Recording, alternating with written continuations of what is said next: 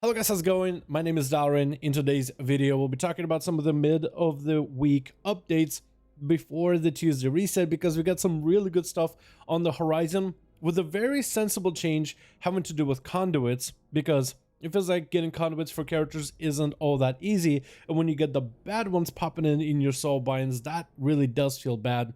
They were looking to actually change the way conduits work come in Tuesday reset. But also, if you are craving that renown, maybe on a brand new character, you decide to level up a patch 9.1, maybe you're swapping your main to a different covenant for this patch, maybe finally with all soul binds unlocked, with the covenant legendaries, certain builds are viable and you're thinking of making that leap.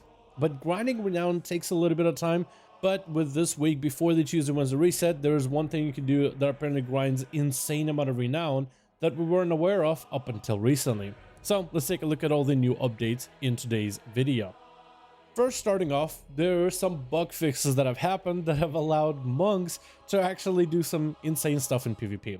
I feel like monk as a class has been pretty notoriously buggy since its inception back in Mists of Pandaria. I feel that no matter the expansion you play with, whether it was Mob, WoD, Legion, there's always some sort of a bug that had to do with monks, be it from the healers, tanks, or the DPS. Maybe it's something with the coding of the class, maybe it is the Storm, Earth, and Fire playstyle, maybe there's a Wen pet, who really knows? But it always feels like monks have had some sort of a bug plaguing them, and Shadowlands was no different. Especially the early alpha and the beta, monks were notorious for just having stacks and stacks of just lists of different bugs that were plaguing their playstyles. Certain things working too well, certain things not working well at all, certain things were working in unexpected ways. And another bug appeared, primarily useful for PvP monks, is where Storm, Earth, and Fire clones that you summon when they are fading or are about to fade, if you queue an ability with a channel for it, like Spinning Crane Kick, a very powerful ability if you put a bunch of debuffs on enemies.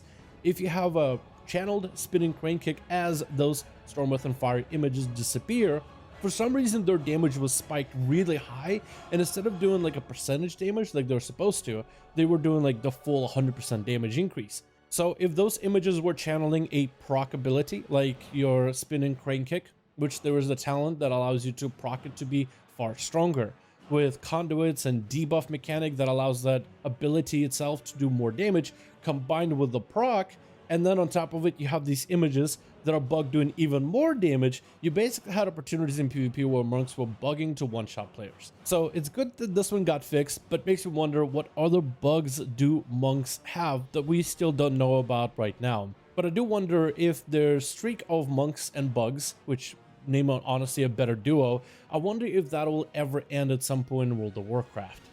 Let's talk about Renown. Renown grinding currently is really simple and easy if you utilize the brand new PvP brawl.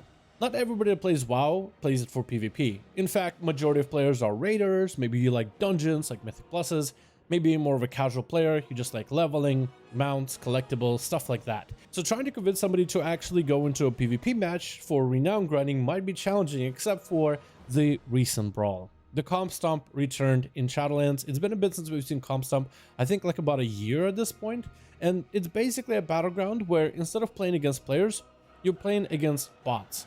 Bots that try to act like players, bots that will do things like interrupt your cast, or throw down crowd control, or maybe jump around pretending like they're a player, but they are NPCs.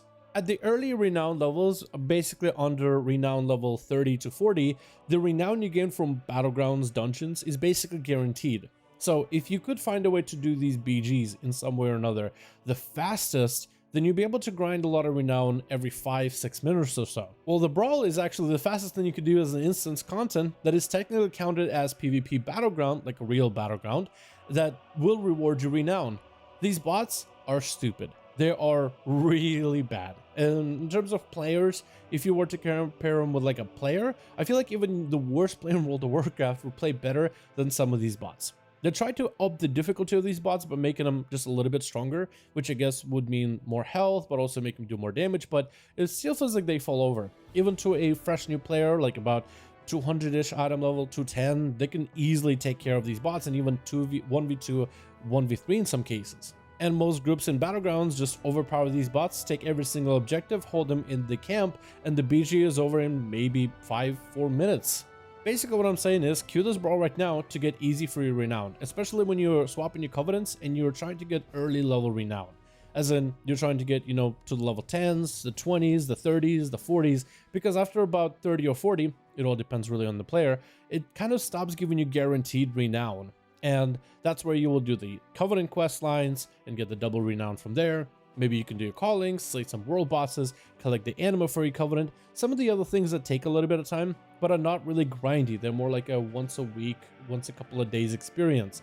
But the brawl, you can just keep queuing it forever, while also farming a little bit of honor, a little bit of conquest, which can mean PvP rewards like transmogs, like certain pets, mounts. So that's the other bonuses on the side, but the Renown you get for instance content faster than any dungeon out there, faster than any other battleground, and gives you quite a lot of Renown for very, very, very little effort. Brawl is not going to be available after this Tuesday Wednesday reset for quite a while. So if you're watching this video and you have an alt character or a main that you're swapping covenants with, jump into the brawl and milk as much out of it as you can. Squeeze the most amount of Renown out of this brawl right now before it is gone. This thing is definitely worth farming, and I've had a lot of friends that are farming the brawls right now in order to get Renown. A lot of players are getting massive success in just a couple of days of farming the brawl.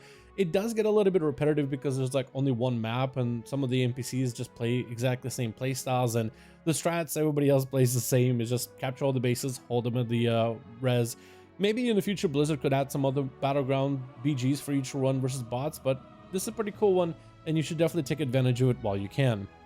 Another change that's happened recently is Blizzard adding a way for you to focus in on your conduits, which is fantastic. Currently, when you get any of those items, it gives you a chance to unlock a random conduit, which can be bought mostly in Korthia, or if you're doing Torghast runs and you get those extra adamant secret vaults, if you do those, then you have a chance of getting an item that can randomly unlock a conduit that you haven't already unlocked, or upgrade one that's of lower item level. Previously to this change, it gave you a random conduit. So let's say I'm an outlaw rogue, it could give me assassination conduits, it could give me subtlety rogue conduits, and that was very, very annoying if you're a healer trying to get yourself better healing so you can push further in Mythic Plus dungeons, but you could get in tank and DPS conduits first before you get some of your main important ones as upgrades. Well, it looks like Tuesday change is coming around the corner, and in this change where you use the item to unlock a conduit, it will try to give you a conduit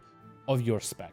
As in, next Tuesday, if you want to get a Holy Paladin conduit, you need to be in Holy Paladin spec in order to be able to get Holy Paladin conduits. If you're someone who's trying to get conduits, if you have any Saltwind Crescents from Korthia or any Deathbound shards from the vendors or Torghast, save them in your bags.